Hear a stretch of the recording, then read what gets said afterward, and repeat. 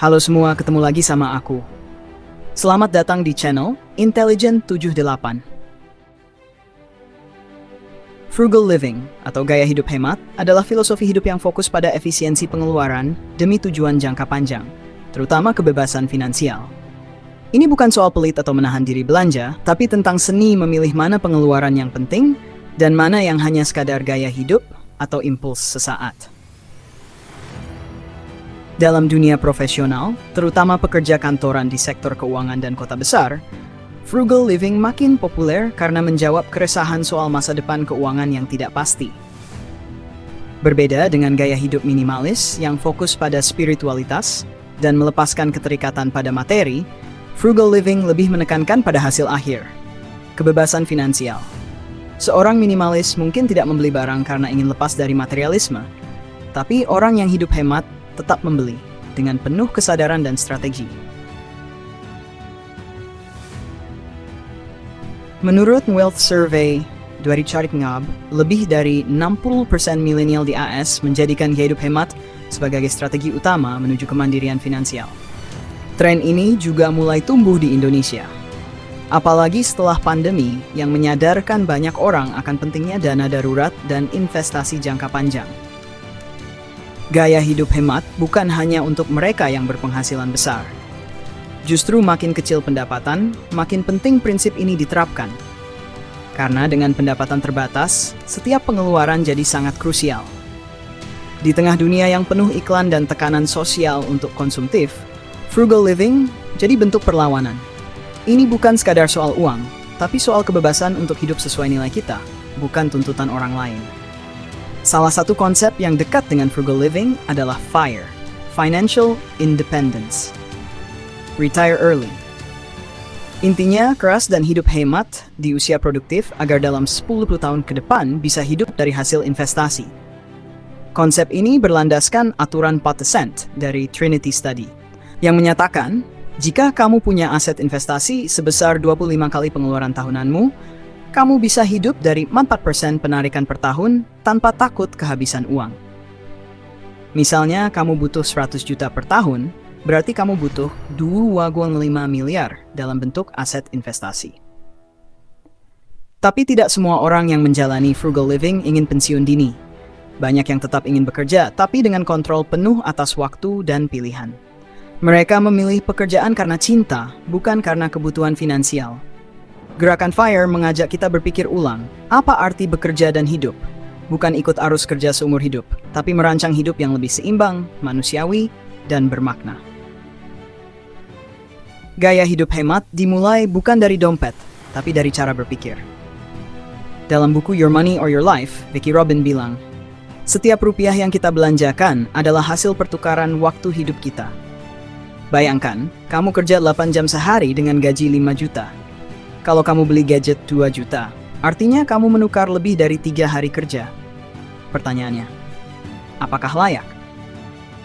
Kesadaran ini penting sebagai filter sebelum mengambil keputusan keuangan. Tanpa mindset yang kuat, strategi hemat mudah goyah saat tergoda diskon besar atau FOMO dengan gaya hidup teman. Ubah pola pikir butuh latihan. Mulai dengan refleksi sebelum belanja. Apakah ini sejalan dengan masa depan yang aku inginkan? Edukasi diri juga penting. Baca buku keuangan pribadi, tonton video edukatif di YouTube, atau bergabung di komunitas frugal living. Langkah selanjutnya adalah budgeting. Ini bukan sekadar mencatat pengeluaran, tapi membangun kesadaran finansial. Mulailah dengan mencatat semua pengeluaran selama sebulan. Gunakan aplikasi seperti Money Lover, Spendy, atau Spreadsheet. Setelah 3-6 bulan, kamu akan mulai lihat pola. Berapa banyak habis untuk makanan, transportasi, atau langganan digital.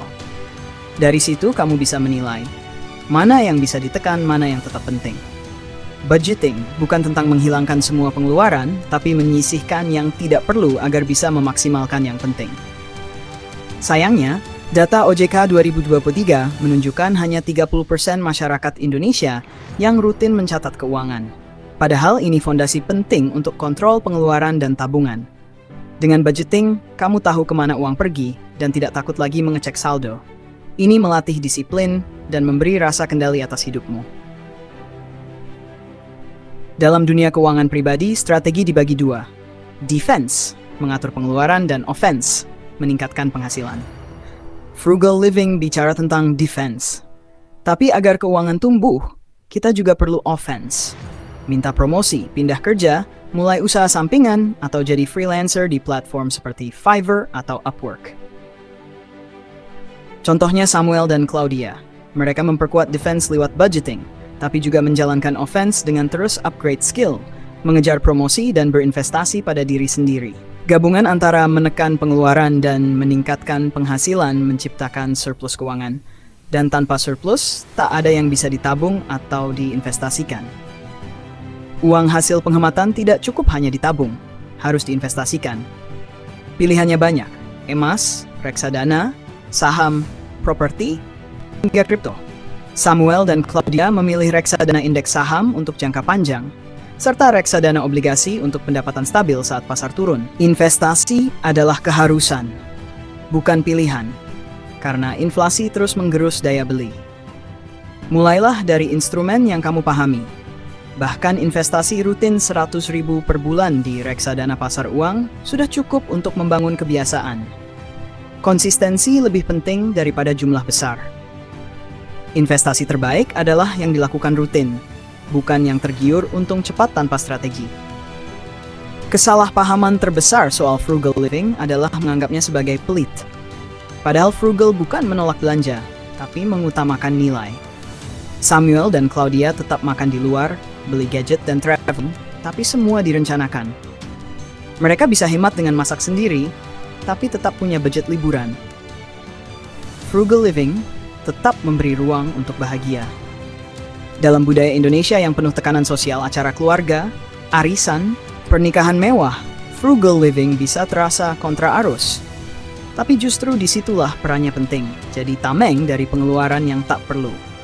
Frugal juga mengajarkan delayed gratification, menunda kesenangan demi hasil jangka panjang. Ini adalah indikator utama kesuksesan finansial menurut psikologi keuangan. Dengan frugal living, kamu tidak hanya menyelamatkan keuangan, tapi juga menjaga kesehatan mental. Karena kamu hidup sesuai kemampuan, bukan karena tekanan lingkungan. Frugal living bukan untuk semua orang, tapi pemahaman soal ini penting untuk semua orang. Karena kesadaran finansial adalah bekal bertahan hidup di era konsumtif ini. Seperti yang ditulis Morgan Housel dalam The Psychology of Money, kaya adalah apa yang tidak terlihat. Artinya, kekayaan sejati bukan barang bermerek, tapi uang yang tumbuh diam-diam. Mulailah dari hal kecil. Catat pengeluaran, kurangi belanja impulsif, baca buku keuangan. Ingat, kamu tidak harus kaya dulu untuk hidup hemat. Tapi dengan hidup hemat, kamu akan lebih mudah jadi kaya. Semoga video ini membantu kamu memahami gaya hidup hemat dan bagaimana menerapkannya. Kalau kamu ingin belajar lebih lanjut, baca Your Money or Your Life dari Vicki Robin, The Psychology of Money oleh Morgan Housel, dan cari konten FIRE di YouTube. Jangan lupa subscribe, dan kalau kamu punya pengalaman hidup hemat, ceritakan di kolom komentar. Karena perjalanan menuju kebebasan finansial dimulai dari satu langkah kecil yang kamu ambil hari ini. Sampai jumpa di video berikutnya.